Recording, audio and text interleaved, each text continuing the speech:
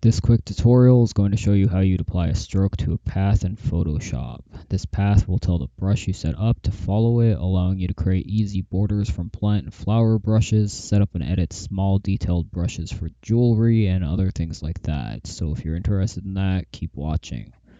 I'm going to use this method for the chain of his necklace. I could just use this brush and draw the chain out, but it's very unlikely that I'll be happy with how it comes out first try, and since it's a raster layer and has such small detail, any edits or corrections I make to it will make it lose pixel quality. So to be able to edit the placement easily without losing quality, I'm going to use a path that I can edit instead. So the first thing you want to do is grab the brush you want to be applied to this path from your brush set. I'm grabbing this chain and making edits until I'm happy with the way it looks. Once I am, there isn't really anything else I need to do with this brush. Photoshop will remember it as the last brush I selected and any changes I made during the selection.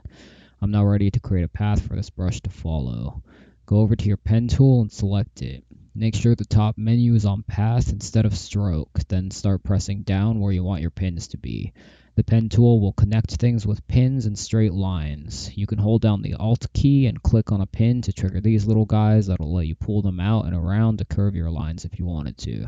Or you can just switch to your curve tool in the pen tool menu and it'll allow you to select your pins more easily and move them around while applying curves to them as you move them.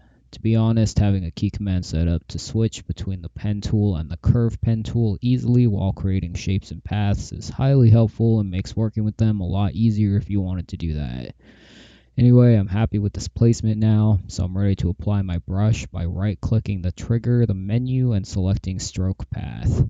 This box will appear where you can select what kind of fill you want to apply to this path. You have many options to choose from that you can try out on your own later. Go ahead and select stroke, and as you can see, your brush has now been applied to this path. When you're done, just press enter to confirm it, and voila. He's now got his chain, and I'm happy with where the placement is, and I didn't lose any quality by moving it around a bunch. Hopefully this was helpful, and you now better understand how to use these tools and why you would want to. If you're interested in more software and art tutorials by me, you can find them all on my channel under my tutorials playlist. That's it for this video.